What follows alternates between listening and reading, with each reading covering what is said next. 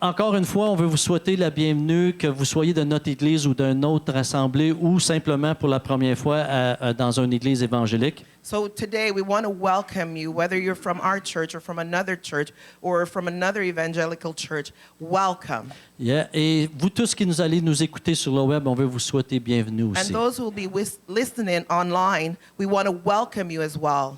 Donc, voyez-vous, on va accueillir chaleureusement révérend, pasteur évangéliste Mario Mascotte. Let's welcome, give him a warm welcome, Reverend Mario Mascotte. Alléluia. Merci beaucoup. Prenez tout votre temps, on a le temps. C'est beau. Thank you. God bless you. Amen. Hallelujah. Est-ce que vous entendez bien ma voix? Par l'introduction qui a été faite, vous avez remarqué que je ne suis pas tellement jeune. Mais je suis encore là. Gloire au Seigneur et on va prêcher la parole de Dieu. Est-ce que quelqu'un peut dire gloire à Dieu dans cette place? Alléluia. On va se tenir debout et on va prier et demander au Seigneur sa bénédiction. Seigneur, notre Dieu, notre Père, quel privilège nous avons encore une fois ce matin d'être réunis en ton nom dans ce lieu.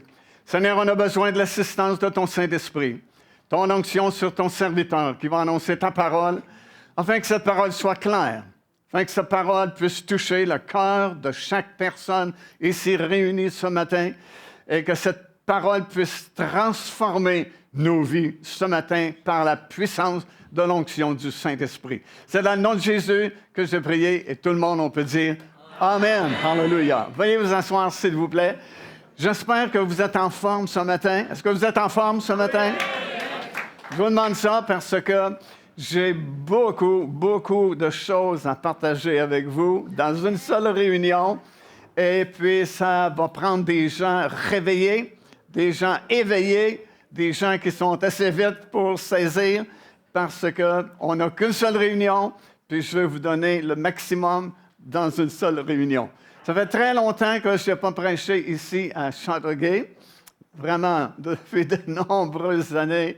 Tellement longtemps que probablement vous ne vous souvenez pas de ce que j'avais prêché. Bon, OK, bien, je vais prêcher d'autres choses de toute façon ce matin. Mais c'est vraiment un privilège pour moi d'être avec vous, puis je bénis le Seigneur pour cette opportunité qu'il me donne. J'ai vu déjà plusieurs personnes que j'ai connues depuis de nombreuses années, des personnes qui ont accepté le Seigneur sous notre ministère, d'autres qui ont été baptisés dans l'eau, d'autres baptisés du Saint-Esprit. Puis c'est toujours une joie de revoir ces personnes-là un peu partout où nous voyageons, parce que c'est comme notre couronne pour l'éternité, ces personnes qui ont connu le Seigneur par l'entremise du ministère Pain de Vie. Nous sommes très occupés. On est même débordés de travail, surtout depuis la pandémie. Ça a comme boosté le ministère de façon vraiment exceptionnelle. Nous prêchons un peu partout dans le monde. Et nos émissions de télévision sont vues par des millions et des millions de personnes sur la planète. Et nous bénissons le Seigneur pour cela. Il n'y a jamais eu un temps comme nous vivons aujourd'hui, où tu peux être juste dans un petit local, puis tu enregistres une émission de télévision, puis tu peux parler n'importe où dans le monde, en Europe, en Asie, en Afrique, Québec, Toronto, Paris, Londres. C'est vraiment exceptionnel. Et je pense que ça rentre dans les choses que le Seigneur avait prophétisé, que nous aurions le privilège de faire des grandes choses à cause de son nom et à cause des moyens techniques que nous avons dans notre génération. Alors, on est une belle génération. C'est sûr que ça va mal dans le monde à l'extérieur, mais pour l'Église, c'est son meilleur temps. Parce qu'on peut démontrer la différence entre connaître le Seigneur et ignorer le Seigneur. Et c'est une occasion extraordinaire également de se réjouir parce que, comme nous allons le constater encore ce matin par l'enseignement de la parole de Dieu, nous vivons dans un temps vraiment très particulier et nous savons que très bientôt, il y a un changement majeur qui va se produire dont je vais vous parler dans quelques instants. J'aimerais débuter en lisant un seul verset de la parole de Dieu. C'est dans Luc, chapitre 21, et le verset 28. Et ça dit ceci: « Quand ces choses commenceront à arriver, redressez-vous et levez vos têtes, car votre délivrance approche. Alléluia. Et on est vraiment proche de la délivrance. Notre monde est totalement bouleversé, comme vous le savez aussi bien que moi. Les choses sont vraiment bousculées.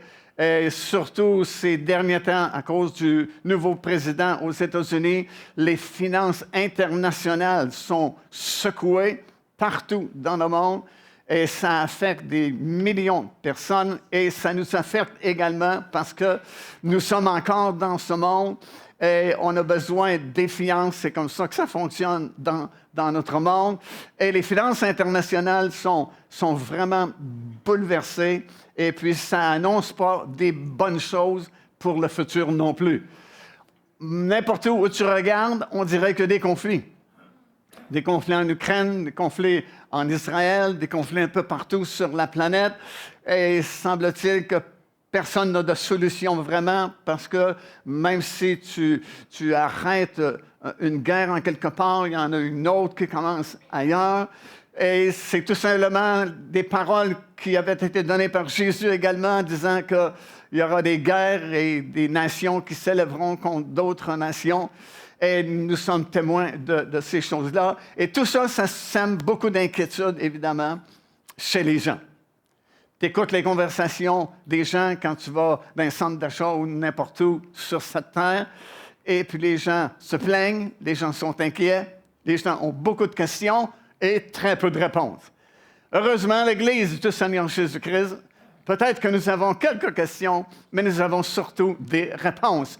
Nous savons que ces choses sont en train d'arriver parce qu'on est en train de mettre en place le scénario des derniers jours où il y a un changement radical qui va se produire. Notre société également a changé totalement. Nous ne vivons plus dans le même monde qu'on a connu il y a 25, 30, 40 ans passés.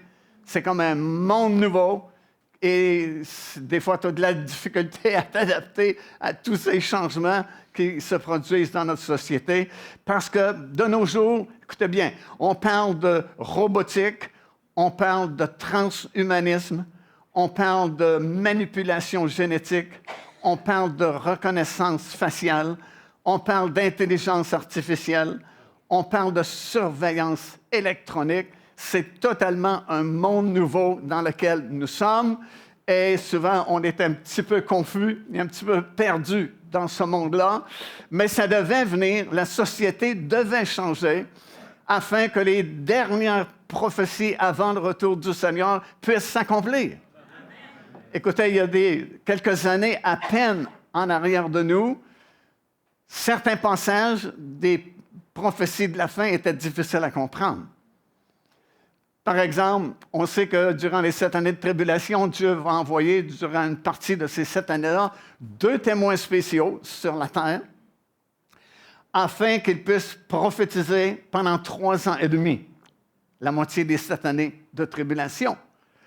Et finalement, à la fin de leur témoignage, ils seront tués par l'Antéchrist, qui sera à ce moment-là le gouvernement mondial de la planète. Et ils n'auront pas de sépulture normale. La Bible dit que le gouvernement mondial va laisser leurs 2 cadavres sur la place de la ville. La place de la ville, c'est une expression qui parle de la région de la Porte Dorée, qui donne accès à l'esplanade du Temple, un endroit très central à Jérusalem. Et que leurs cadavres seront là pendant seulement 3 jours et demi. Et la Bible dit le monde entier pourra les voir.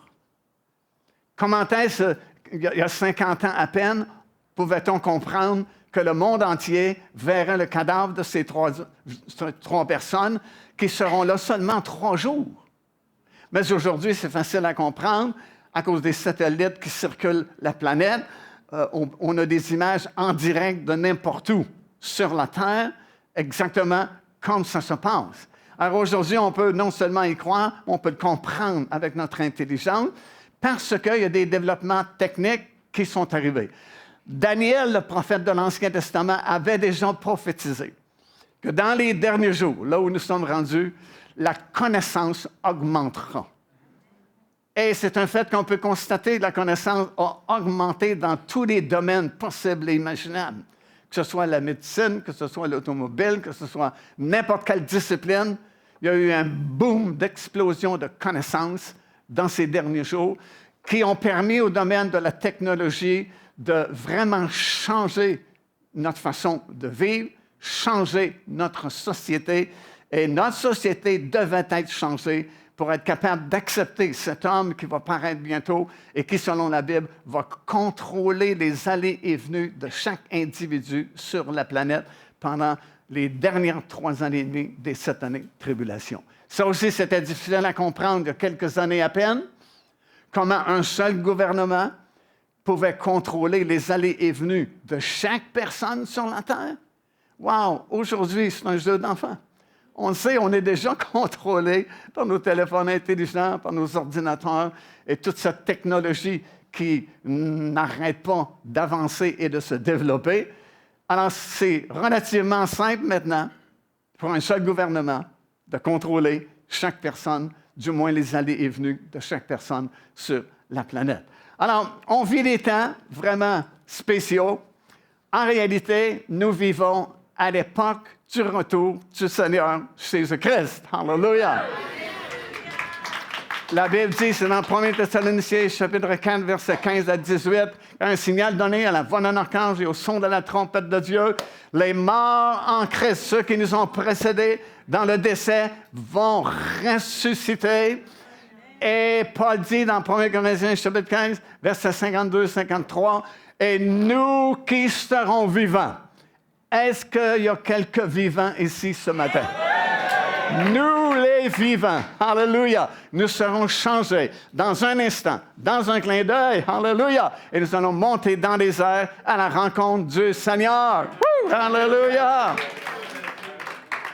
Ça veut dire que toutes ces choses qui se passent présentement, c'est en train de préparer ce glorieux événement qu'on appelle l'enlèvement de l'Église du Seigneur Jésus-Christ. Je sais que dans le monde, on ne croit pas à ça. Je sais que plusieurs chrétiens modernes n'y croient pas non plus, mais la Bible reste la Bible. La parole de Dieu est encore la parole de Dieu. Et c'est encore écrit noir sur blanc dans les Écritures qu'au son de la trompette, les morts en Christ vont ressusciter. Puis nous, fraction de seconde, on est parti dans les airs à la rencontre du Seigneur. Alléluia! Écoutez, ce que je vais faire dans les prochaines minutes, c'est que Dieu nous a donné des signes. Il ne nous a pas laissés dans l'ignorance. Il ne nous a pas laissés dans l'obscurité. Mais il nous a donné dans sa parole des signes afin de nous prévenir de la proximité, justement, de son retour. Puis, comme j'ai lu au tout début, dans Luc 21, il dit « Quand vous verrez, pour voir, il faut regarder. » Quand vous regardez ce qui se passe dans le monde, dans notre société, ben, on se dit, wow, il y a quelque chose qui est changé. Il y a des raisons pour lesquelles il y a ces changements. Et les raisons, c'est que Dieu prépare la société, prépare toutes les avenues nécessaires pour que sa parole puisse s'accomplir et que les nombreuses prophéties qui ont été données pour notre époque, notre génération, puissent également s'accomplir. Alors, la Bible divise le monde entier en 3 groupes. Ça, c'est dans 1 Corinthiens, chapitre 10, c'est le verset 32. Ça dit, ne soyez en scandale ni aux Grecs, ni aux Juifs, ni à l'Église de Dieu. C'est, selon la Bible, ce sont les 3 seuls groupes de personnes qui existent sur la planète. Ou bien tu es parmi les Grecs c'est les nations. Français, anglais, espagnol, peu importe. Si tu n'as pas accepté le Seigneur Jésus-Christ et tu fais partie des nations, des nombreux pays, des nations du monde, tu fais partie du groupe qu'on appelle les nations. Ou bien tu es juif de naissance et tu as rejeté ton Messie, le Seigneur Jésus-Christ, bien, tu fais partie de ce deuxième groupe-là, le peuple juif, qui existe présentement dans notre monde. Ou bien tu as eu le bonheur un jour d'entendre prêcher la bonne nouvelle que Jésus a donné ta vie pour toi. Tu as eu l'intelligence de te repentir, de l'accepter. Alors tu fais partie de la 3e catégorie, 3e groupe, l'Église de Dieu. Et la Bible dit, dans l'Église de Dieu, il n'y a plus ni juifs, ni nation, mais vous êtes tous une nouvelle créature en Jésus-Christ. Woo! Alléluia! Et Dieu nous a donné dans sa parole des signes chez les 3 groupes. Comprenez, dans le monde spirituel, il y a juste deux groupes. Quand Dieu regarde les milliards de personnes que nous sommes sur la planète présentement, il ne voit pas les catholiques, les protestants, les baptistes, les frères en Christ, les pentecôtistes. Il ne voit que deux groupes, ceux qui sont sans Christ et ceux qui sont en Jésus-Christ. C'est tout. Dieu ne fait pas dans le domaine des religions. Dieu n'est pas une religion, mais c'est une relation personnelle que nous avons avec lui. Alors pour lui, seulement deux groupes dans le monde spirituel. Tu es sans Christ, donc perdu, ou tu es sauvé et tu es placé en Jésus-Christ et tu es sauvé. Mais dans le monde physique, le monde naturel, trois groupes, les nations, Israël, le peuple juif, ou l'Église du Seigneur Jésus-Christ. Et comme je mentionnais, Dieu a donné des signes dans les trois groupes que nous allons revoir rapidement ce matin. Et vous allez constater avec moi que, wow, on est rendu là. On est rendu à la fin. Parce que tous les signes, ou presque, que je vais vous mentionner, sont déjà passés. Et Jésus a bien dit, Luc 21, quand vous verrez ces choses commencer à arriver, redressez-vous. Redressez-vous, ça veut dire mettre de l'ordre dans ta vie. Fais tes bagages parce que le voyage est proche. Et lève ta tête, regarde pas trop à ce qui se passe dans le monde parce que tu vas être découragé, mais lève la tête, cherche les choses d'en haut et non pas tellement celles qui sont sur la terre. Parce que la trompette va sonner et puis tu ne sauras pas 2 semaines avant. Il n'y a pas un ange qui va te dire 2 semaines avant, ça va être mercredi à 11h38. Oublie ça. Soudainement, paf, la trompette sonne. Ceux qui sont prêts, alléluia, on monte. Ceux qui ne sont pas prêts, il n'y a pas de deuxième chance. Alors, parlons de ces trois groupes. Premièrement, écoute bien, depuis à peu près 2000 ans que Jésus est venu sur la terre, jusqu'à récemment quand même, aucun prédicateur vraiment pouvait se tenir le dimanche matin derrière son pupitre et dire « Oh, regardez un grand signe qui vient de s'accomplir, ça veut dire que Jésus revient bientôt. » Non, pendant presque 2000 ans, zip, rien, zéro. Ce n'est qu'au début du 20e siècle, vraiment, que des choses ont commencé à bouger, alors qu'on a commencé par la création du mouvement sioniste par Theodore Herzl, qui mettait à cœur aux Juifs du monde entier de revenir s'établir dans leur pays, Israël, parce qu'ils avaient été dispersés dans à peu près toutes les nations du monde, le peuple juif. Déjà en l'an 70, Rome avait attaqué Jérusalem, avait pas mal détruit une bonne partie de la ville, et ils avaient brûlé le temple. Le temple a été totalement rasé. Il n'est pas resté pierre sur pierre comme Jésus avait prophétisé. Et à compter de l'an 70, les Juifs ont commencé à sortir du pays d'Israël pour trouver refuge dans les autres pays du monde. Et quelques années plus tard, en l'an 132, il y a eu la fameuse révolte de Bar Kokhba parce que Rome, encore une fois, voulait non seulement contrôler Israël, mais voulait que le pays devienne une colonie romaine. Et Adrien, qui était l'empereur à cette époque-là, voulait construire sur l'esplanade du temple, qui était vide, parce que le temple avait été détruit en l'an 70, voulait construire un énorme autel à Jupiter. Et que le peuple d'Israël adore Jupiter sur l'esplanade du temple. Et Bar Kokhba s'est soulevé avec beaucoup d'autres personnes contre Rome. Et puis, Adrien a été tellement insulté qu'avec son armée, encore une fois, ils ont envahi Jérusalem, ont détruit une grande partie, encore une fois, de la ville. Et puis, il était tellement insulté qu'il a dit « Je vais effacer toute trace d'Israël pour que jamais plus on parle du peuple juif et qu'on parle de Jérusalem. » Alors, il a changé le nom du pays d'Israël à Palestina, dont on a le mot Palestine aujourd'hui, et il a changé le nom de Jérusalem pour qu'on ne se souvienne plus de Jérusalem, pour Aliyah Capitolina. Et ça a permis à des centaines et probablement des milliers d'autres Juifs de quitter Israël à cause de la persécution de Rome, et ils se sont établis jusqu'à récemment à peu près dans tous les pays du monde. Presque partout dans le monde, tu as des Juifs qui sont en exil encore aujourd'hui. Mais Dieu avait dit dans sa parole, à plusieurs reprises, par plusieurs prophètes dans l'Ancien Testament, que dans les derniers jours, là où nous sommes rendus, j'irai chercher mon peuple là où il est allé s'exiler aux quatre coins du monde et je vais le ramener dans son pays. Et à nouveau, le pays s'appellera Israël. Et si vous lisez attentivement les nombreuses prophéties des prophètes qui ont parlé du retour du peuple juif, les 4 points cardinaux sont mentionnés.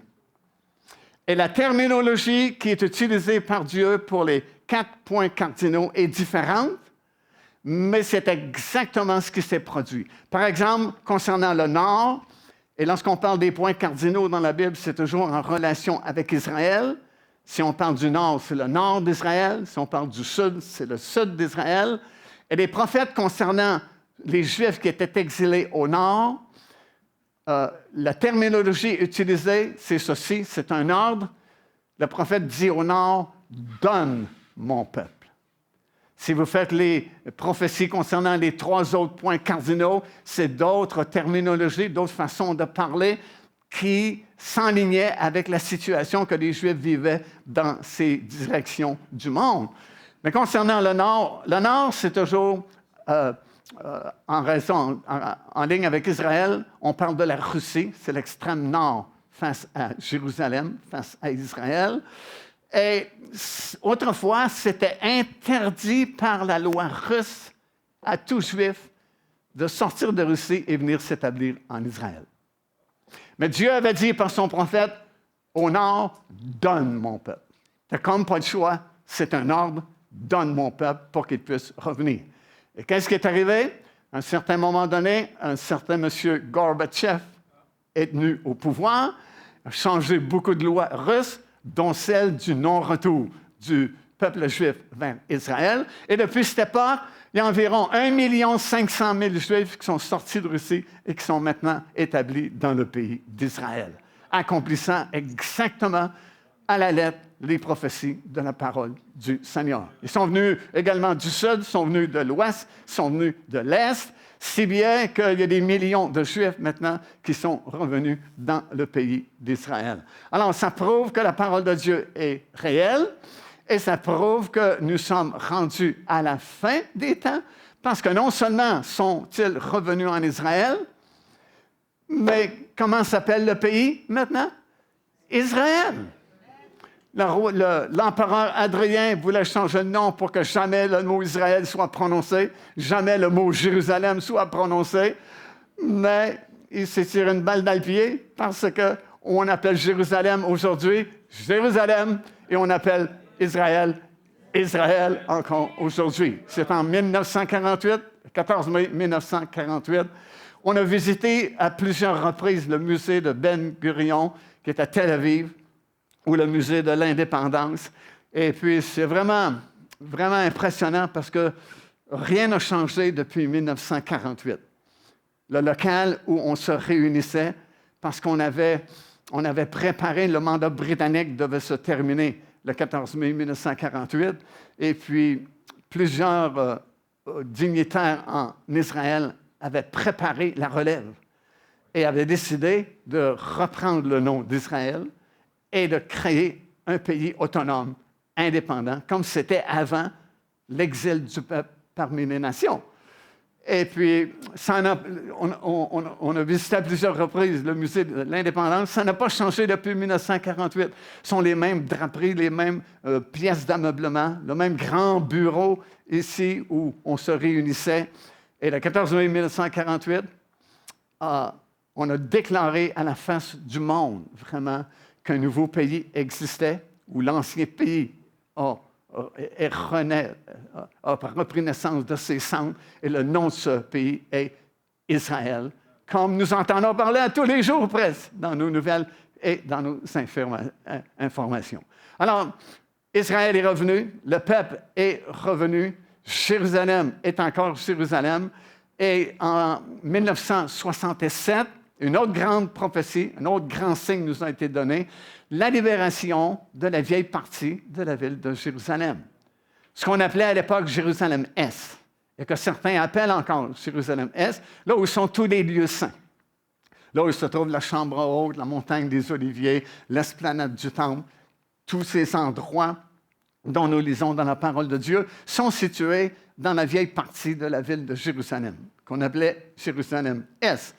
Et Jésus avait dit, c'est dans Luc 21 aussi, que la ville de Jérusalem sera foulée aux pieds par les nations ou contrôlée par les nations, mais pas pour toujours, jusqu'à ce que le temps des nations soit terminé.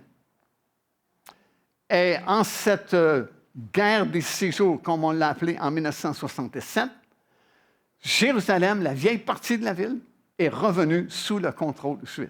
Il y a une bombe qui a éclaté. Vous pouvez voir maintenant les vidéos qui ont été filmées à l'époque dans une bibliothèque. Et vous voyez les soldats qui sont tout près de la porte dorée. Et il y a une explosion, il y a une bombe qui a explosé vis-à-vis la porte des lions plutôt. Et puis, vous voyez les soldats qui rampent couchés par terre jusqu'à la porte des lions, vont traverser la porte des lions. Et quand tu traverses la porte des lions, tu es face au mur des lamentations. Le mur n'est pas tellement loin. Et dans l'espace de quelques heures seulement, ils se sont rendus maîtres de la vieille partie de la ville de Jérusalem. Et vous avez sûrement vu la fameuse photo de Moshe Dayan, qui était commandant de l'armée à l'époque, avec d'autres soldats très connus aujourd'hui, qui ont enlevé leur casque de soldats, ont placé leur casque à la hauteur de leur cœur sur leur poitrine, et puis ils regardent le mur comme si c'était Dieu lui-même, tellement ils sont étonnés, parce qu'il n'y avait même pas de fait de plan pour regagner la vieille ville de Jérusalem, mais c'est comme miraculeusement que ça s'est produit. Et puis à partir de ce moment-là, ils ont juré que jamais plus Jérusalem sera sous contrôle d'un autre pays. Ils vont toujours garder Jérusalem comme leur capitale. Et pour eux, c'est compréhensible qu'il y avait comme de l'admiration de pouvoir récupérer la ville, parce que cette journée-là, au mois de juin 1967, lors de la guerre des 6 jours, lorsqu'ils ont repris possession de la vieille partie de la ville de Jérusalem, écoute bien, ça faisait à peu près 2600 ans que Jérusalem n'était plus sous le contrôle juif. Environ 2600 ans auparavant, c'est Nabuchodonosor, roi de Babylone, qui s'était emparé de Jérusalem. Ensuite, les Perses et les Mèdes. Ensuite, la Grèce. Ensuite, l'Empire romain. Et en 1967, c'est la Jordanie qui contrôlait la vieille partie de la ville de Jérusalem. Dans cette journée-là, la prophétie, le signe que Jésus nous a donné dans Luc, chapitre 21, s'est accompli.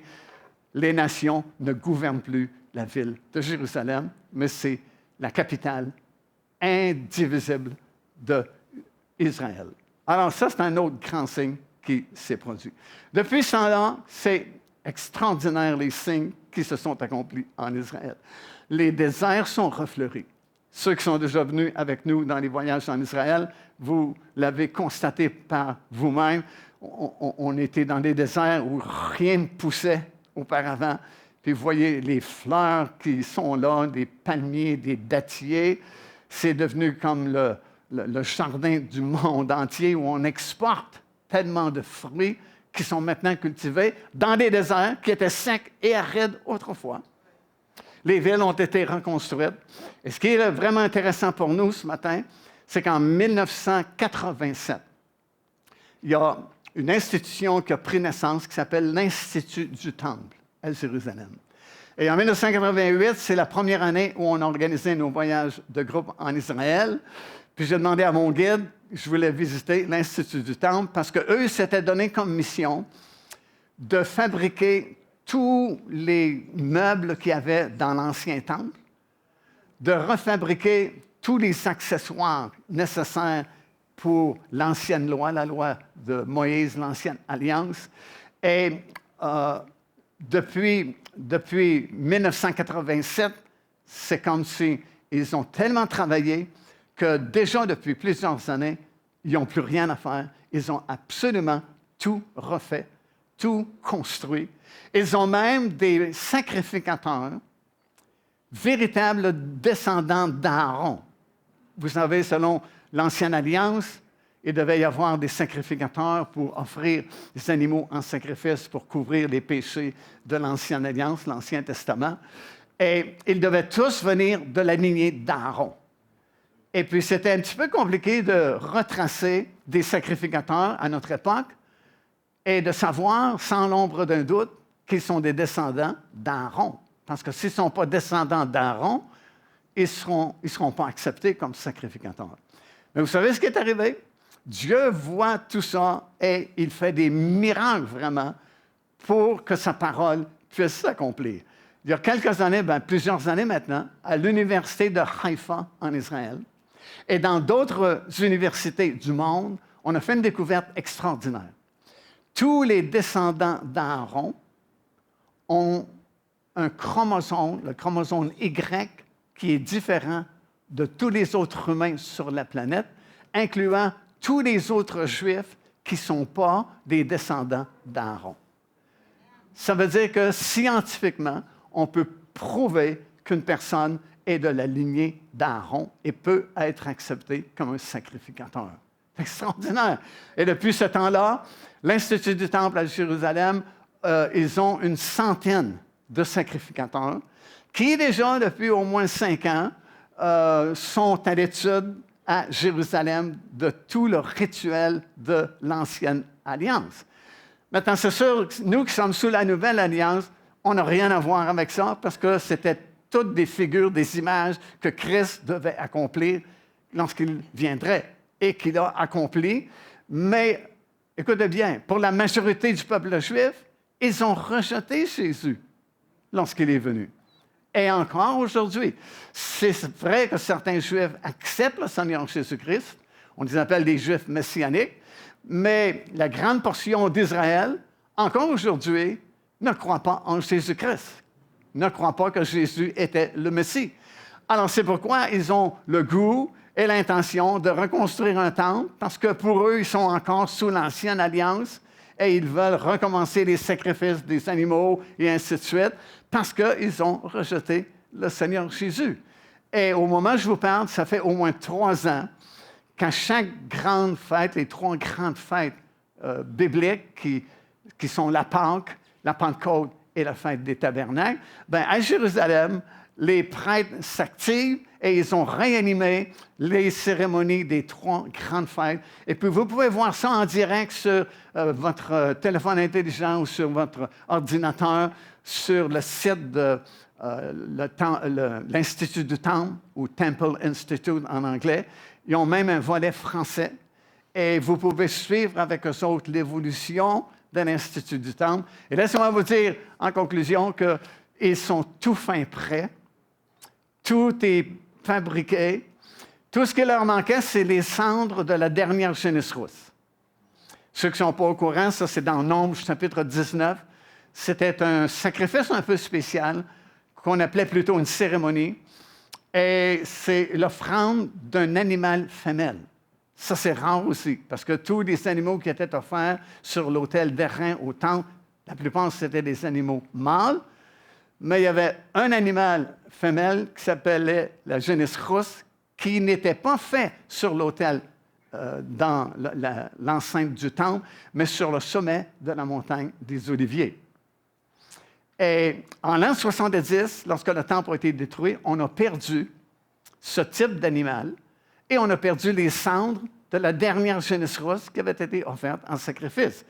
Parce que les cendres de cet animal servaient à la purification. Et vous avez des détails dans Nombres chapitre 19 et ailleurs dans l'Ancien Testament. Si un Juif touchait un cadavre, par exemple, il devenait impur. Et il devait être purifié par les cendres de la génisse rousse qui étaient mélangées avec de l'eau qui venait de la source du Guillon, dans la cité de David. Et symboliquement, il était purifié. Et tout était purifié par les cendres de la génisse rousse. Mais on avait perdu ce type d'animal, on avait perdu les cendres de la dernière génisse rousse. Et ce serait trop long de vous expliquer ce matin, mais il y a eu beaucoup de tentatives pour retrouver ce type d'animal, puis sans jamais de succès. Sauf que maintenant, depuis, en fin de compte, presque 2 ans maintenant, 5 nouvelles génisses rousses sont arrivées du Texas en Israël. Présentement, il y en a, je pense, c'est 2 sur 5 qui sont disqualifiés parce qu'aucun poil blanc doit pousser sur son corps. Elle doit être d'un roux uniforme. Et elles sont gardées dans un endroit à Silo, dans un parc qui s'appelle Shiloh Heritage. Et vous pouvez les visiter si vous allez en Israël, vous pouvez les voir. Et on devait faire la cérémonie à Pâques. Pas cette année, mais l'année précédente. Mais à cause de la guerre avec le Hamas, qui, en passant, avait donné ça une des excuses de la guerre qui a éclaté au mois d'octobre 2022, qu'Israël maintenant a une jeunesse russe, et on pourrait avoir les cendres de la jeunesse russe, et rien ne pourrait les empêcher de construire le temple. Imaginez, c'est des actualités qu'on vit là, actuellement dans les derniers jours. Alors, ils ont maintenant la possibilité d'avoir les cendres d'une jeunesse russe. Tout est construit. Ils ont les sacrificateurs pour faire le travail, le rituel et la cérémonie. Et tout ce qu'ils attendent, c'est un permis de la Knesset, le gouvernement israélien, pour construire. Et si vous suivez les actualités, ou si vous suivez notre ministère, on donne beaucoup d'informations sur notre site Web. Il y a beaucoup de pourparlers actuellement entre l'Arabie saoudite, Israël et les États-Unis d'Amérique pour en venir à une entente, finalement, où on permettrait, écoutez bien, on permettrait à Israël de construire son temple sur l'esplanade du temple. Alors, imaginez comment on est rendu loin et en même temps rendu proche du retour du Seigneur, parce que jamais on avait entendu parler que des pays arabes donneraient la permission à Israël, imaginez, de construire leur temple sur l'esplanade du temple. C'est comme inimaginable, mais c'est dans nos nouvelles. Wow! Ça veut dire que si on n'est pas réveillé en tant que chrétien, on est mieux de se réveiller ou demander à quelqu'un de nous réveiller, parce que on est rendu là pas mal à la limite. Pas mal à la limite. Et ça, ce sont des signes que vous pouvez voir, vous pouvez constater. C'est public, il n'y a rien de caché, ce n'est pas des inventions. Faites vos recherches et vous allez voir qu'on est rendu justement en Israël. Puis on ne peut pas aller beaucoup plus loin en Israël. On est rendu à la possibilité de construire le temple. Et laissez-moi vous dire, dès l'instant qu'on a le feu vert de construire un temple, j'ai l'impression que nous, bye-bye, parce que selon la Nouvelle Alliance, en Jésus-Christ, on n'a pas besoin d'un temple à Jérusalem, parce que vous et moi, nous sommes le temple du Saint-Esprit. Alléluia! Alors, Dieu ne peut pas avoir 2 temples. Alors, si on commence à voir que c'est possible de construire un temple en Israël, mon ami, l'enlèvement est vraiment très proche de nous. Rapidement, parce que je ne vais pas vous retenir jusqu'à ce soir, juste à la fin d'après-midi. Deuxième groupe, les nations. Wow, ça c'est fascinant également. Les nations, c'est le monde non chrétien là, autour de nous. Et je vais vous emmener dans Daniel chapitre 2, des versets 31 jusqu'au verset 45. On ne lira pas tous ces versets-là, ce serait trop long, mais c'est une des plus grandes prophéties de la Bible. Pour vous résumer ce qui s'est passé, c'est lors de la déportation du peuple juif à Babylone, la tribu de Juda et la tribu de Benjamin.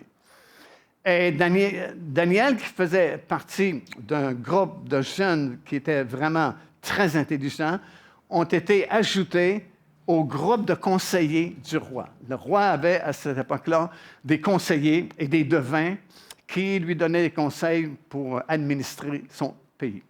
Et une nuit, Nabuchodonosor, qui était roi de Babylone, a fait un songe.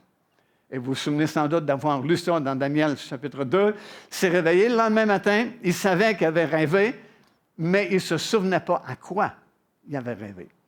Alors il fait venir ses conseillers et il leur explique la situation. J'ai fait un songe, ça m'a troublé, mais je ne me souviens plus à quoi j'ai rêvé. Je voudrais que vous me disiez l'interprétation de ce songe et que vous me rappeliez c'est quoi le songe que j'ai fait. Alors, les conseillers sont mal à l'aise. Ils ont dit, dis-nous à quoi tu as rêvé. Puis nous, notre job, c'est d'interpréter ce que tu as vu. Mais de là à te dire à quoi tu as rêvé, il n'y a personne qui peut te dire ça. Alors, parce qu'il est roi, il a certains pouvoirs. il leur donne une limite de temps de jours. Si vous ne me disiez pas c'est quoi le songe que j'ai fait et vous ne me donnez pas l'interprétation, je coupe votre tête sur vos épaules. Je ne sais pas si tu le sais, mais c'est une très bonne motivation pour chercher très fort c'est quoi le fameux songe. Cette journée-là, Daniel ne faisait pas partie du groupe, mais il a entendu parler de la sentence du roi. Et il s'est informé aux autres conseillers pourquoi la sentence est si sévère. On lui explique la situation et Daniel propose au groupe de conseillers de prier son Dieu, le Dieu de Daniel. Et je suis certain qu'ils ont dit oui, prie. Tu sais, quand les gens sont jeunes, sont riches, puis sont en bonne santé, ils n'ont pas besoin de vos prières. Mais le docteur a dit, il te reste 6 mois à vivre. Tu as plus de chances qu'ils disent, OK, veux-tu prier pour moi? Alors, ils ont dit, oui, Daniel prie. Daniel a prié et effectivement, Dieu lui a révélé le songe que le roi avait fait. Et non seulement il lui a révélé le songe, mais il lui a donné l'interprétation du songe que vous avez dans votre Bible, dans Daniel chapitre 2, verset 31 jusqu'à 45. Et je sais que c'est une des plus grandes prophéties parce que Daniel va prophétiser les différentes puissances mondiales qui vont contrôler Israël à partir de Babylone, écoute bien, jusqu'à l'établissement du royaume de Dieu un jour sur toute la terre, qui n'est pas encore arrivé de façon physique, mais on est très proche de cela. Alors, c'est une énorme prophétie. Alors, Daniel va se présenter devant la cour du roi Nabuchodonosor. Et si vous avez déjà vu des photos et des images du palais de Nabuchodonosor à Babylone, c'était extraordinairement beau et grand. Et lui siégeait toujours sur beaucoup de gradins, un siège qui était en or, avec 2 lions sculptés, qui étaient l'emblème de Babylone à l'époque. Et puis, quand tu passais à une audience devant lui, tu devais marcher à peu près la grandeur ici de la salle, avec des soldats armés de chaque côté, et te présenter debout. Tu avais l'air tout petit devant lui pour oser parler au roi. Alors, imagine Daniel qui se présente devant Nabuchodonosor. Il est escorté de tous ces soldats armés, chaque côté de lui. Et puis, il va dire au roi Nabuchodonosor, « Voici le songe que tu as fait. Tu as vu une énorme statue. » Il me semble voir Nabuchodonosor dire, « Oui, ça me revient, c'est une grande statue. » Et il dit, « Maintenant, voici l'interprétation. » Il dit, « La tête en or, ça te représente, c'est toi, Nabuchodonosor, Babylone. Tu es à la tête de toutes les nations connues à notre époque. » Et effectivement, c'était vrai, et ça devait flatter Nabuchodonosor. Il était content de l'interprétation de Daniel, que c'était vrai. Il était la tête garde de la statue et il gouvernait sur le monde entier. Mais Daniel dit, tu ne resteras pas toujours à la tête des nations, puisque un autre empire va te renverser, celui des Perses et des Mèdes, qui sont représentés par la poitrine et les bras de la statue et qui étaient en argent. La tête en or et puis la poitrine en argent représentait les Perses et les Mèdes qui sont venus.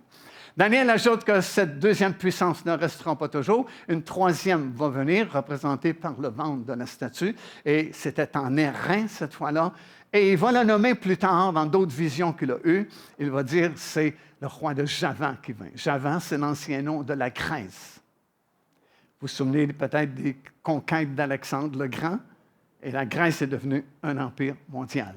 Et puis, il continue en parlant des 2 jambes de la statue qui représentaient Rome, l'empire romain qui devait venir après l'empire de la Grèce. Comme l'histoire nous prouve, c'est arrivé exactement comme cela. Mais quand Daniel prophétise, il n'y a rien de tout ça qui existe. La Grèce n'est pas une puissance mondiale. Rome n'existe pas comme puissance mondiale. Mais il ne s'est pas trompé parce que tous ces royaumes sont venus. Les 2 jambes représentaient la division de l'Empire romain côté est, côté ouest de la Méditerranée. Côté ouest, Rome est restée la capitale de l'ouest. Et côté est, c'est devenu le côté byzantin avec comme capitale Istanbul, comme on l'appelle aujourd'hui. Mais c'était Byzance au tout début, Constantinople et aujourd'hui Istanbul.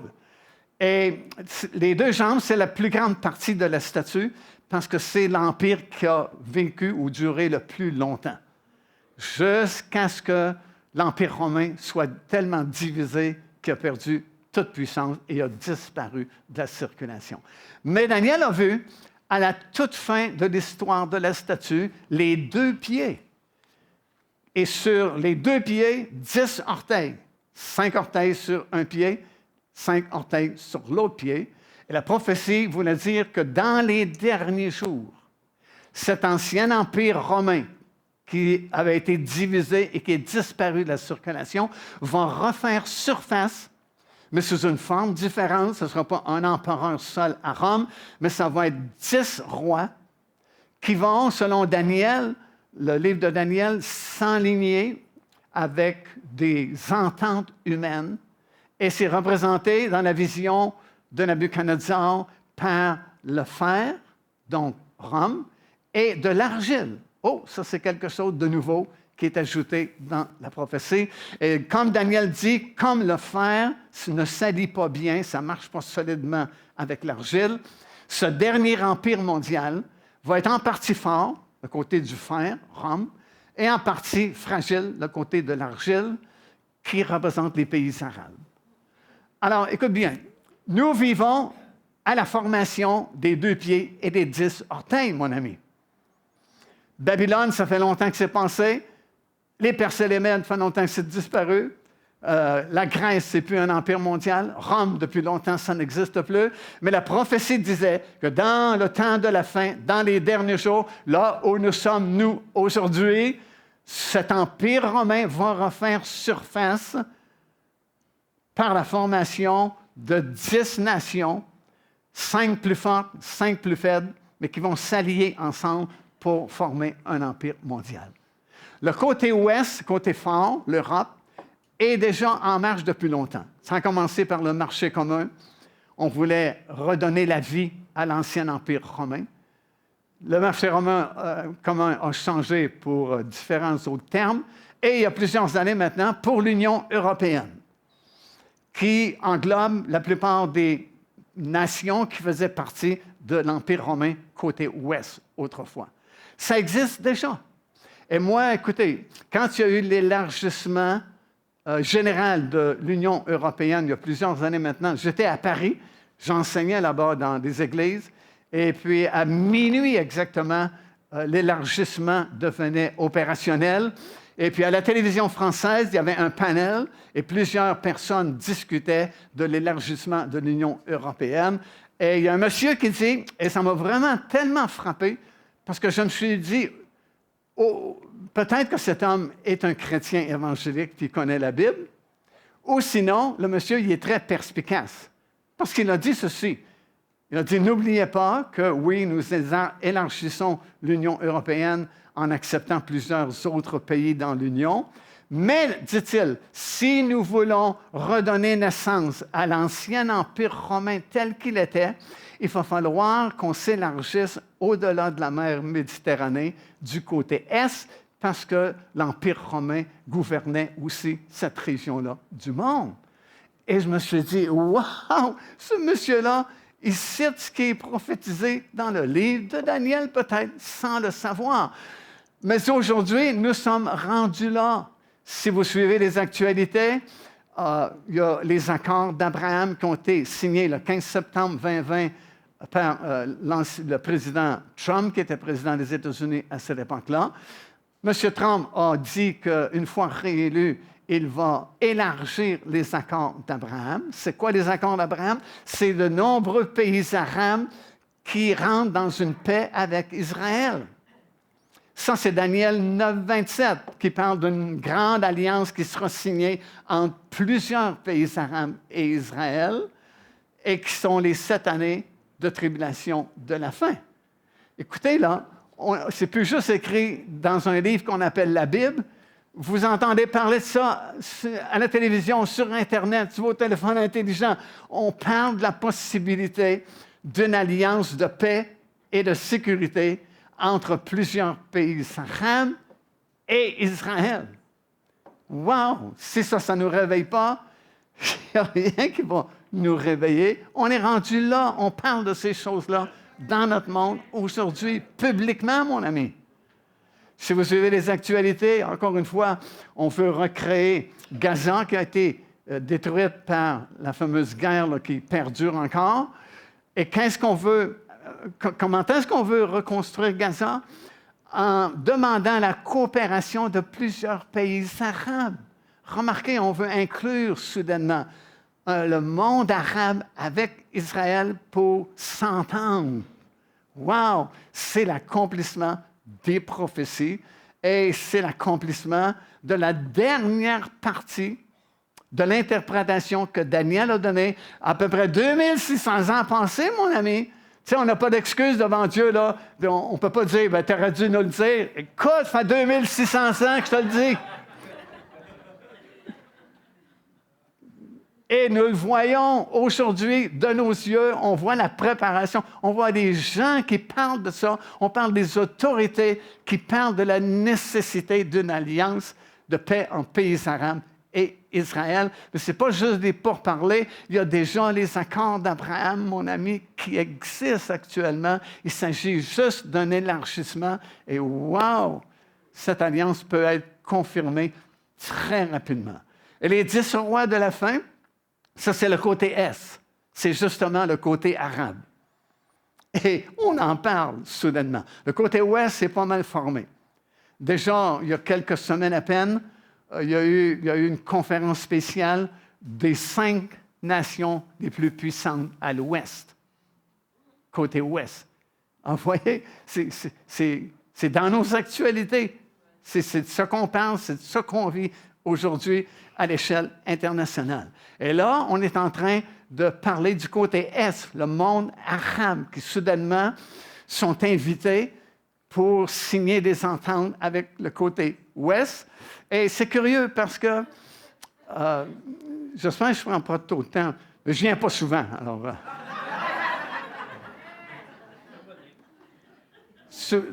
beaucoup de gens sont inquiets à cause de la tournure que ça prend aux États-Unis. On est en train de démolir vraiment la démocratie et puis la charte américaine pour l'autocratie.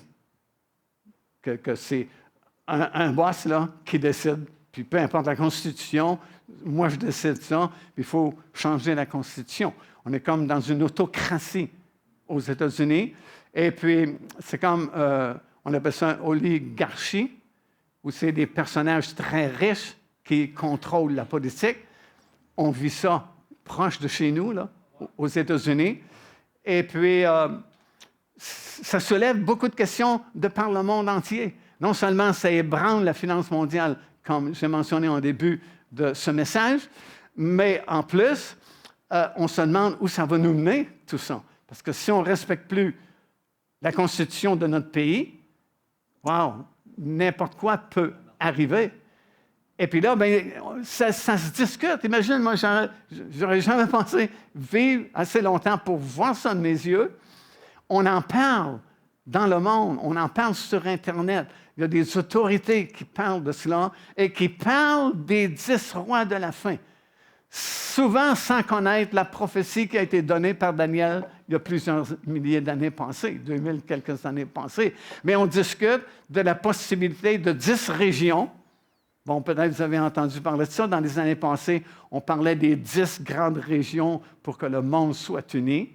Mais récemment, on parle plutôt de 10 oligarques, des gens riches qui vont contrôler le monde, ou on associe les 10 rois de la fin au fameux groupe BRIC, là, que plusieurs personnes connaissent, qui inclut surtout la Russie et la Chine, qui veulent eux aussi contrôler le monde. Et puis le groupe BRIC faire compétition au dollar américain. Et puis on se dit, bien, probablement que les 10, il va sortir 10 puissances du groupe BRIC qui va contrôler le monde entier. Alors, moi, je trouve ça fascinant parce que Daniel a prophétisé ça il y a 2000 quelques années passées, et on est rendu tellement loin dans l'accomplissement des prophéties qu'on est rendu à parler, et le monde en parle, de 10 puissances à la fin qui va contrôler le monde entier. Puis ce qui est intéressant pour nous, c'est que écoute bien ce que Daniel a prophétisé. Il nous a prophétisé, c'est dans Daniel chapitre 7 et le verset 8. Ça vaut la peine que je vous le lise, écoutez bien. Il dit, « Je regardais les cornes. » Pourquoi est-ce qu'il dit ça? C'est qu'après avoir eu la vision ou le songe de Nabuchodonosor, après avoir reçu l'interprétation, lui, ça l'a fasciné de comprendre ces choses-là. Puis il s'est mis à dire au Seigneur, « Donne-moi-en plus. Révèle-moi d'autres choses. » Puis ça, c'est un principe fondamental. Si tu es satisfait de ce que tu sais, ce que tu connais et ce que tu as présentement, c'est tout ce que tu vas avoir. Mais si tu en veux plus, Dieu a infiniment plus à te donner. Mais il ne te donnera pas si tu ne cherches pas. Il faut que tu manifestes un désir. Seigneur, je veux connaître davantage. Je veux que tu me montres davantage. Parle-moi, Seigneur. Dans ce temps-là, le Saint-Esprit dit, « Wow, il en veut? » Il en donne. Mais si tu viens par routine, juste le dimanche matin à réunion, voyons, on se reverra la semaine prochaine, c'est tout ce que tu vas avoir. Puis dans le fond, ta vie est pas mal plate si tu viens juste à l'église le dimanche matin, parce que tu as une mine d'or ici de révélations qui sont contenues dans ce livre-là. On a juste un livre qui s'appelle la Bible. Il y a 66 livres, mais ça fait juste un livre. Puis c'est tout compressé, ça. Il y a des milliers, des centaines de milliers de révélations qui sont comprimées dans un livre qui s'appelle la Bible. Il faut que ça soit comme ça, parce que Jean dit ceci à la fin de son évangile. Il dit, s'il fallait que j'écrive uniquement ce que Jésus a fait pendant seulement 3 ans de ministère, et je ne pense pas que le monde entier serait assez grand pour contenir tous les livres qu'on devrait écrire. Juste 3 ans, ce qu'il a fait, le monde entier se pensait grand pour contenir tous les livres qu'il voudrait écrire. Imagine tout ce que Dieu connaît, tout ce que Dieu sait, toute la révélation infinie de Dieu. Il ne pouvait pas nous donner un monde à chacun de nous rempli de livres. Alors il dit, je vais leur donner juste un livre qui s'appelle la Bible, et puis ceux qui m'aiment, ceux qui ont faim, ceux qui ont soif, vont chercher, vont méditer ma parole. Et en méditant ma parole, le goût va monter en eux d'en savoir plus. Ils vont me demander plus et je vais leur donner plus. Ils vont vous donner des révélations de la parole de Dieu. Alléluia! Alors, Daniel a reçu plusieurs autres révélations. Il a reçu, par exemple, c'est dans Daniel chapitre 7, une vision personnelle à lui où il a vu 4 animaux. Et il a compris que les 4 animaux, c'était comme les 4 royaumes qu'il venait d'expliquer à Nabuchodonosor. Et quand il a vu le 4e animal qui représentait Rome, il a vu un animal, il n'a pas décrit l'animal parce qu'il ne connaissait pas cet animal-là. Il a juste dit, il est terrifiant et il a 10 cornes.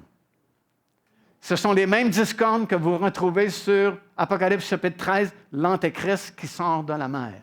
Une bête avec 10 cornes. Alors ici, dans Daniel chapitre 7, verset 8, il dit, « Je considérais ces 10 cornes que j'ai vues dans ma vision, et voici une autre petite corne sortie du milieu d'elle. » Les 10 cornes représentent les 10 orteils de la statue. Et il dit, « J'ai vu en examinant les 10 cornes qu'une petite corne sortait du milieu d'elle. » Et dans les versets suivants, il explique que c'est l'Antéchrist qui va contrôler le monde à la fin des temps. Donc, l'Antéchrist ne peut pas paraître tant que les 10 rois ne sont pas à place. Parce que l'Antéchrist va émerger des 10 cornes. Et les 10 cornes ne sont pas encore là, mais on en parle. Ça veut dire que ce n'est pas loin de nous. Quand le monde commence à parler de quelque chose, habituellement, c'est parce que ça va arriver prochainement. Et lorsque les 10 cornes seront en place, écoutez bien ce que Daniel a prophétisé, et ça termine la vision, c'est au verset 44 et au verset 45 de Daniel chapitre 2. Êtes-vous prêts pour ça? OK, juste pour ceux qui ont dit Amen, je vais le lire. Les autres... Verset 44, ça dit, « Dans le temps de ces rois », on parle des 10 rois de la fin, « Dans le temps de ces rois », autrement dit, quand les 10 seront en place, wow! le Dieu des cieux suscitera un royaume qui ne sera jamais détruit et qui ne pensera point sur la domination d'un autre peuple. Il brisera et anéantira tous ces royaumes-là, Babylone, Perse et Mède, Grèce, Rome et les 10 rois, et lui-même subsistera éternellement.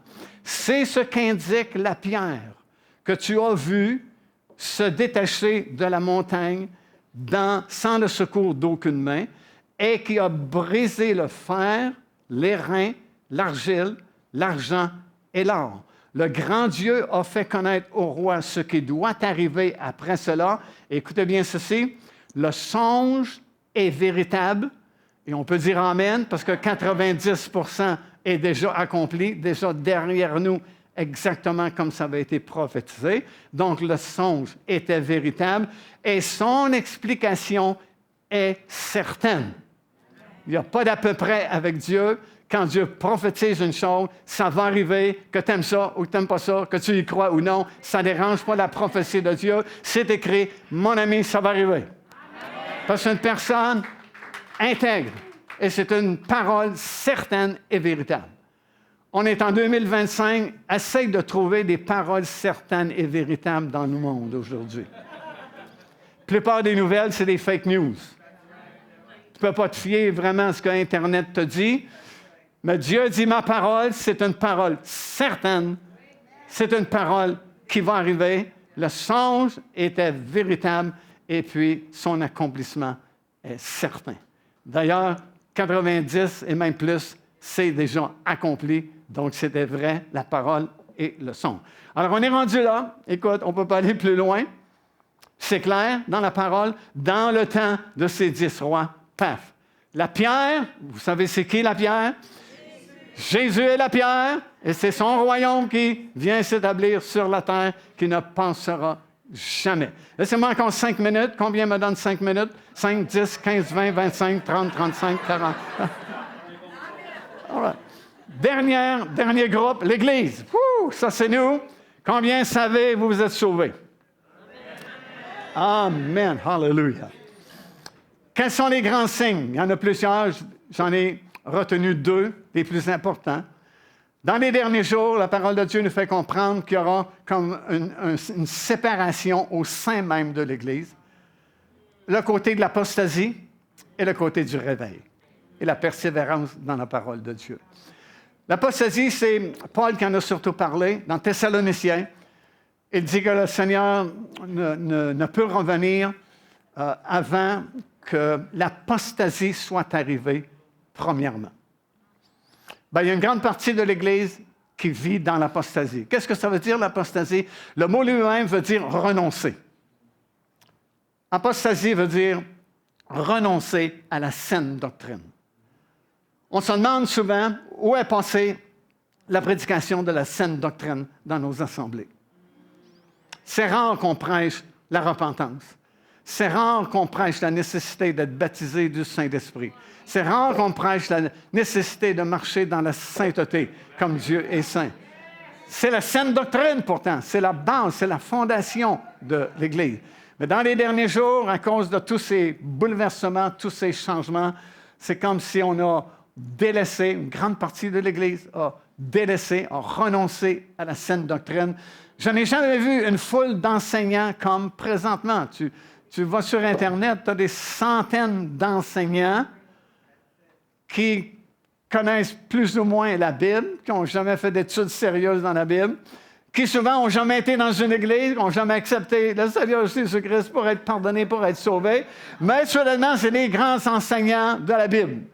Ils vont déchiffrer le livre de l'Apocalypse. C'est tout croche, mon ami. J'entends des choses, puis je me dis, j'ai compassion pour les gens qui ne connaissent pas mieux et qui sont à la merci de ces personnes qui, du jour au lendemain, ce sont des professeurs, des enseignants de la parole de Dieu. Ça, c'est l'apostasie qui avait été prophétisée et que nous devons être mis en garde de ne pas tomber dans le même piège. Soyez certains que ce que vous entendez, c'est fondé par la parole de Dieu ou dans les Écritures. Vérifiez ce qui est annoncé sur Internet. parce que beaucoup de choses qui sont dites, ça n'a aucune racine, aucun fondement biblique, vraiment. C'est juste l'imagination des personnes. Alors, on est là pour une bonne partie de l'Église. Et l'autre partie de l'Église, écoutez bien, c'est dans Apocalypse chapitre 3 et le verset 10. C'est une promesse extrêmement importante, exceptionnelle, que Jésus fait à son Église dans les derniers jours. Il promet à son Église, il dit, « Je te garderai à l'heure de l'épreuve mondiale à la fin. » Des 7 années de tribulation où les jugements de Dieu vont tomber sur cette planète. Écoute ce que ça dit. Apocalypse chapitre 3, verset 10. « Parce que tu as gardé la parole de la persévérance en moi. » Comprenez-vous? Nous vivons à cette époque-ci, là. Puis notre travail, c'est de garder la persévérance dans la parole de Dieu. Vérifier si c'est bien ce que la Bible dit. J'ai vu une publicité récemment, justement, sur Internet, je l'ai trouvé vraiment intéressant. C'est Jésus qui dit « Mais j'ai jamais dit ça. »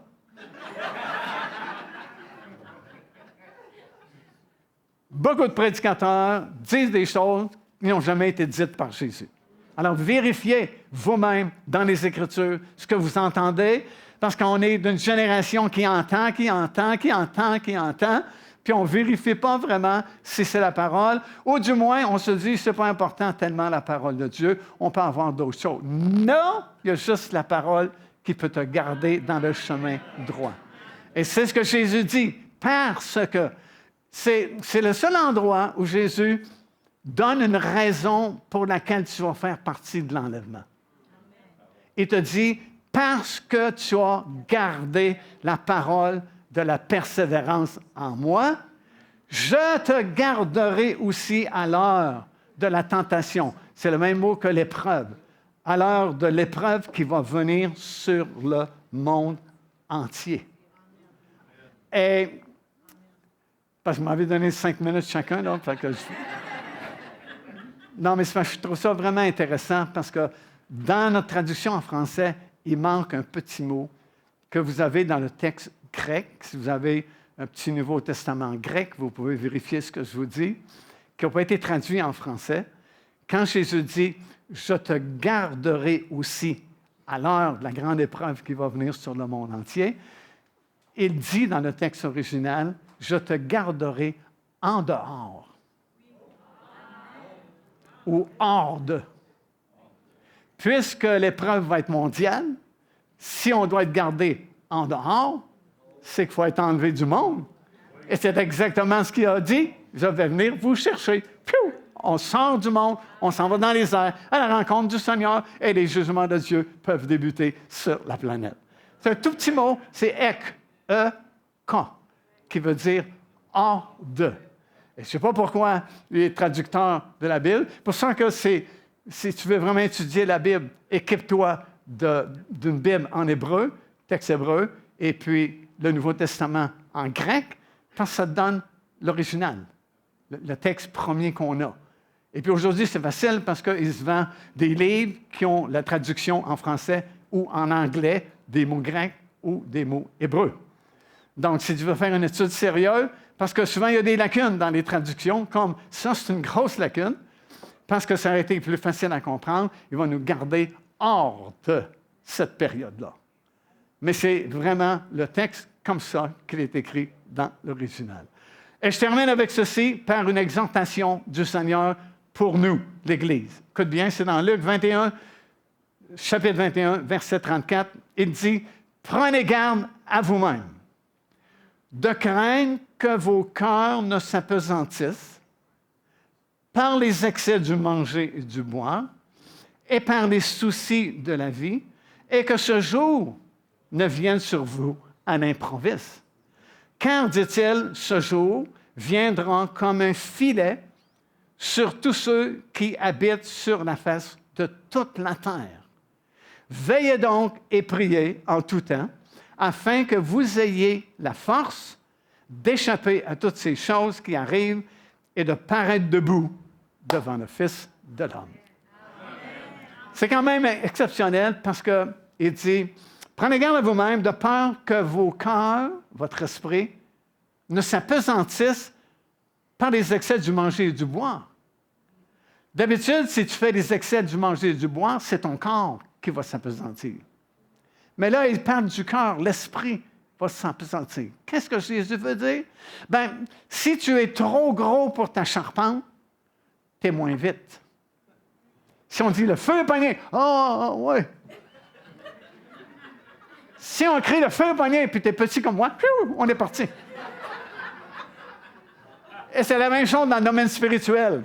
Si tu es trop occupé par le manger ou le boire ou les choses de ce monde et les soucis de ce monde, tu es toujours affligé, toujours dans des luttes, toujours dans des combats, ton esprit est attristé. Si on dit, Jésus revient, hein? Qu'est-ce que tu dis? Il revient, il est 500. Ah ouais, j'ai entendu ça. Ton esprit n'est pas vite. Puis l'esprit veut communiquer continuellement avec nous. La Bible dit que celui qui a des oreilles entende ce que l'Esprit dit à l'Église. Le Saint-Esprit nous parle. Paul dit, l'Esprit témoigne à notre esprit que nous sommes enfants de Dieu. 2 Corinthiens, 13e chapitre, verset 13, Paul dit que la communication du Saint-Esprit soit avec vous tous. Ça veut dire qu'on peut communiquer avec le Saint-Esprit. Communiquer, ça veut dire qu'il y a au moins 2 personnes qui se parlent. Si votre téléphone sonne, puis vous le prenez, mais vous ne dites pas « allô », ou vous dites « allô », puis il n'y a personne à l'autre bout qui parle, il n'y a pas de communication qui est établie. Si vous dites « allô », puis l'autre dit « allô », hop, la communication est établie, vous pouvez communiquer ensemble. C'est la même chose que le Saint-Esprit. Le Saint-Esprit fait résonner son téléphone dans ton esprit. Mais si tu ne réponds pas, il n'y a pas de communication d'établie. Ça veut dire que tu n'es pas au courant vraiment de l'époque dans laquelle nous sommes rendus. Et ce que vous avez entendu ce matin devrait vous confirmer à votre esprit que nous sommes vraiment rendus à la fin, au pied de la statue, les 10 orteils de la statue. Après, il n'y a pas d'autre chose, il n'y a pas d'autre empire, sauf le royaume de Dieu qui s'établit sur toute la terre. Woo! Alléluia! Alléluia! C'est là où nous sommes, frères et sœurs. Je vais vous inviter à vous tenir debout. J'ai invité notre sœur, si elle veut revenir, et notre frère pour un peu de musique en terminant. Écoute, on ne peut pas aller plus loin. Tous les autres signes, comprends-tu, on aurait pu faire 2 semaines à tous les soirs parler des nombreux signes qui sont déjà accomplis. Dieu ne nous a pas privés de signes. Personne ne pourra dire « je ne le savais pas ». Personne ne pourrait dire « j'étais dans l'ignorance, je m'excuse ». Non, il n'y a pas d'excuse, parce que Dieu a parlé, Dieu a parlé, Dieu a parlé, a donné signe par-dessus signe, par-dessus signe, et on n'a pas d'excuse à ne pas savoir que nous sommes rendus à la fin. Surtout à notre époque. Écoute, c'est dans nos communications. Toute notre technologie qu'on a inventée, par cette technologie, les gens nous le disent. On est rendu à la formation des 10 rois de la fin. Et Dieu ne peut pas mentir non plus. Il a dit, dans le temps de ces rois-là, that's it, c'est mon royaume. Toutes les autres disparaissent. C'est mon royaume qui s'établit. Puis là, je terminais en vous disant, souvent, je trouve ça triste dans un sens, parce que la majorité des chrétiens que je rencontre ont une très faible idée de ce qui nous attend après l'enlèvement ou après notre séjour ici dans le monde. Parce qu'on va traverser de l'autre côté dans l'au-delà. Tous les chrétiens que je connais veulent aller au ciel. Mais à peu près tous les chrétiens que je connais savent à peu près rien du ciel. Ils ne savent pas où c'est le ciel. Ils ne savent pas qu'est-ce qu'il y a au ciel. Ils ne savent pas qu'est-ce qu'on va faire au ciel, mais ils veulent tous y aller. Et souvent, je dis à la blague, on prépare mieux nos vacances annuelles que nos vacances éternelles. Nos vacances annuelles, on check avec Internet, le motel, s'il est beau, il est près, proche de la mer, la chambre a-tu de l'air propre, pour 2 petites semaines. Mais là, on s'en va pour un bout de temps. Puis souvent, on n'est pas plus intéressé que ça à savoir où on s'en va. Et surtout, qu'est-ce que Dieu a préparé pour nous? Et quand tu commences à scruter les Écritures. Et tu vois la richesse et la gloire qui nous attendent. Lorsqu'on va traverser de l'autre côté, mon ami, c'est tellement un stimulant, c'est tellement comme fort et glorieux que tu ne peux plus rétrograder. Tu ne peux plus rester impassible. Tu ne peux plus rester calme. Ça déborde partout de ta vie parce que tu vois, tu comprends l'amour de Dieu puis la grandeur, la gloire de l'héritage qu'il réserve aux saints, comme c'est écrit dans l'Épître de Paul aux Éphésiens. Mais je vous encourage, avant qu'on se quitte, à scruter votre Bible et à essayer de comprendre un peu vers quoi nous nous dirigeons. Parce qu'un jour, on va revenir sur cette terre. On va avoir un corps glorieux, comme celui de Jésus. T'imagines? Un corps qui n'est pas limité par les obstacles. Tu sais, quand Jésus est apparu après sa résurrection aux apôtres qui étaient cachés, là, parce qu'ils avaient peur eux aussi d'être crucifiés, il n'a pas sonné à la porte. Il a passé au travers le mur.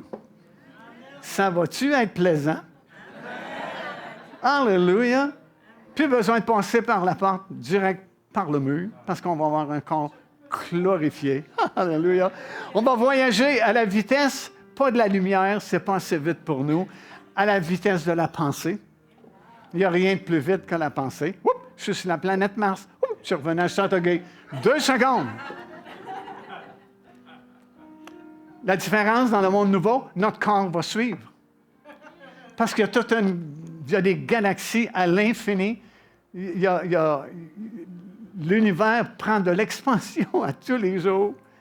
C'est glorieux. Pourquoi est-ce que Dieu a créé un univers aussi grand puis qui grandit à tous les jours avec des millions de planètes, de toutes sortes de choses? C'est à l'infini. Parce qu'un jour, ça va être habité. Et vous avez tout ça dans votre Bible. Mais souvent, on a une routine, on lit certains passages, puis on n'a pas le temps, ou on ne veut pas, ça ne nous intéresse pas. Mais quand tu commences, tout à coup, à découvrir que c'est pas tout après la vie physique, c'est encore millions de fois mieux après, c'est fascinant, mon ami. Et puis, ça te met un sourire sur les lèvres. Ça te met une petite joie dans tes yeux. Puis quand le monde dit « Ah, ça va mal dans le monde. » Oui, je sais, mais on t'avait de lâcher ce monde-là. Quelque chose de vraiment glorieux qui s'en vient, puis on va en faire partie. C'est ce qui est le plus merveilleux. J'aimerais qu'on ferme nos yeux juste quelques instants, s'il vous plaît. Et s'il y a des gens, avant qu'on termine ici ce matin, qui sont avec nous, et puis peut-être c'est la première fois que vous venez à une assemblée comme celle qu'on a eue ce matin, ou peut-être c'est la première fois que vous entendez prêcher la parole du Seigneur, ou vous êtes ici, mais vous n'avez jamais vraiment donné votre vie au Seigneur Jésus, bien, ne quittez pas cette salle sans avoir fait la paix avec Dieu. Parce qu'encore une fois, on est rendu au bout de la route. Il y a un changement majeur qui est sur le point de se produire. Et vous pouvez en faire partie simplement en croyant et en acceptant Jésus comme votre Seigneur et votre Sauveur. Lui va pardonner toute votre ancienne vie. Ça va se faire instantanément, miraculeusement. Vous allez devenir une nouvelle création en lui. Et puis, il va devenir celui qui vit avec vous, qui vous communique sa révélation. Vous allez comprendre ce que vous n'avez jamais compris avant d'accepter le Seigneur. La paix de Dieu va venir en vous et vous allez faire partie de ce monde nouveau qui, très bientôt maintenant, va s'établir partout dans l'univers. Alors, si vous êtes ici, pendant que nous intercédons, nous prions dans notre cœur et que nos yeux sont fermés pour quelques secondes encore, si vous êtes ici et vous dites « Oui, j'ai besoin d'accepter Jésus, je veux venir à sa connaissance, je veux faire partie de ces choses qu'il a préparées pour moi. » Juste à lever la main, s'il vous plaît, là où vous êtes. On va faire juste une simple prière et ça va régler la situation pour toujours. Est-ce qu'il y a des gens? Oui, là-bas. Est-ce qu'il y en a d'autres? Est-ce qu'il y en a d'autres? Juste à me montrer votre main si c'est votre situation. Merci, Seigneur.